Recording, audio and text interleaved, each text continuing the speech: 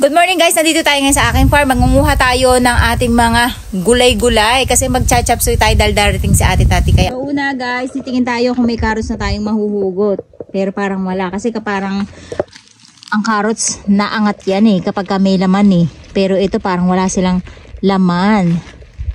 At iba't ibang kulay kasing carrots natin, alam nyo ba? Ito maliit pa Ayan Para makita nyo may carrots tayong tanim. Ayan Itong carrots na to, dilaw yata to. So maraming kulay yung carrots natin. Wala tayo kasing tanim na broccoli. Ang kukuhanin natin ay itong ating pechay, yung bulaklak niya. Ayan kung makikita nyo. So pwede itong kapalit ng broccoli kasi same lang yung lasa niya. Yung nakuha natin ng last time dun sa mga tabi-tabi, ito din siya guys. Pwede din siya kainin. Pero once na gumanda ang sikat ng araw, dire-diretso yan. Naku po, ang ating mga gulay ay hindi na pwedeng kainin dahil namulaklak na. Since malambot pa siya, ayan, masarap siyang pang gulay. Chapsuy, pwede rin siya sa iba't ibang klaseng luto katulad ng nilaga.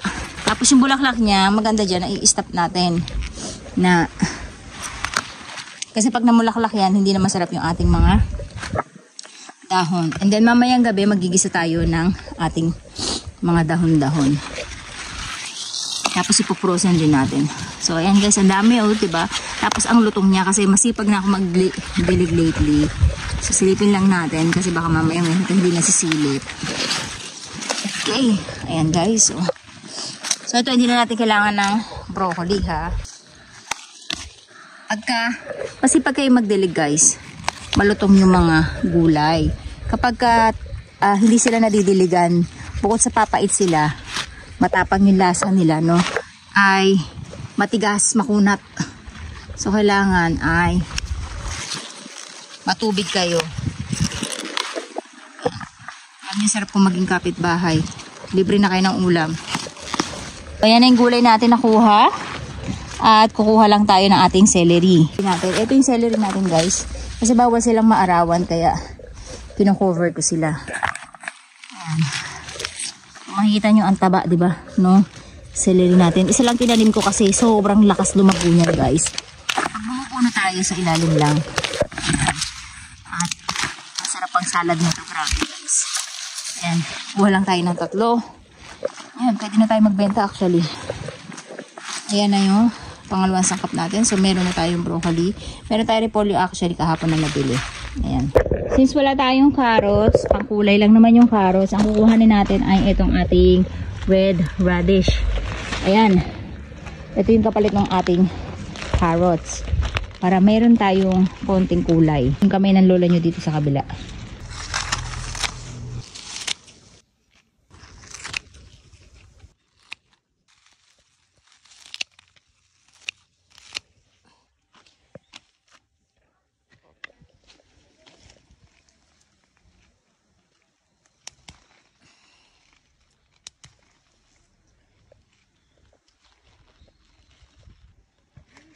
Dahil darating sa ate tati, magluluto tayo ngayon ng chapsuy. Hindi guys, pinaka-paborito ko sa chapsuy talaga, broccoli. Hindi mawawala yan sa chapsuy. First time ko itong natikman dun sa bahay ng kaklase ko nung ako ay grade 6. Shout out sa'yo, Carlota Salamanca.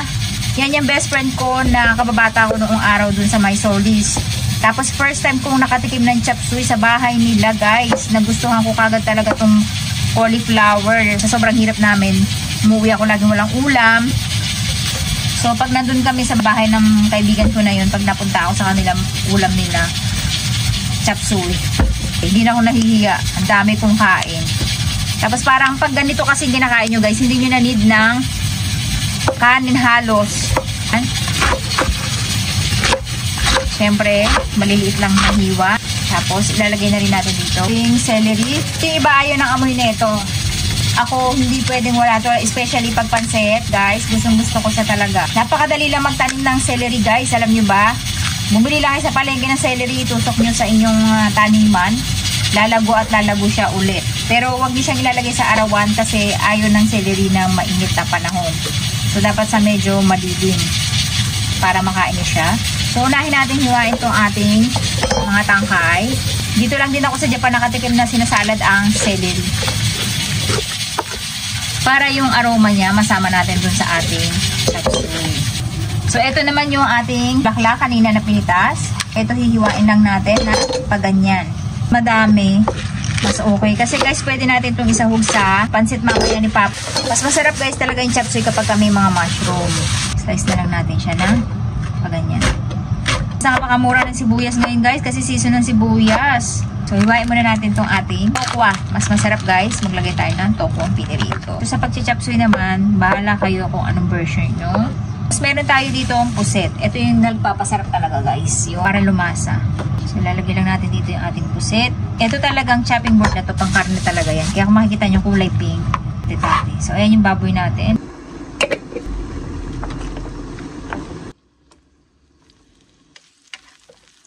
Baboy natin guys, yung mushroom natin at yung tokwa natin.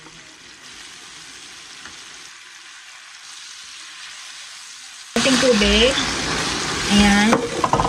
Actually yung iba hindi naglalagay ng tubig kasi kung anong katas ng gulay, yun na yung pinaka ano niya. So tayo, maglalagay kasi tayo ng pampalasa. Tapos ito yung wafer naman natin guys, or yung pork cube, broth, parang pampalasa niya. So, ayan guys, lagyan na natin yung ating mga gulay.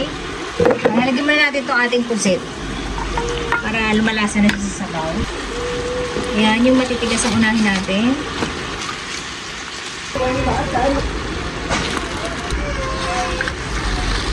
Dali mo na yung kanin doon para hindi na-press. Ayan guys, ang hirap maghalo. Ayan guys, para lumabas yung tamis ng ating gulay. Punong-puno kasing kawali natin guys. Ang dami nating gulay. Ayan no. Maglalagay din tayo guys ng konti nating nanohana or yung ating rapeseed na. Ayan. Para meron tayo gulay na kakaiba.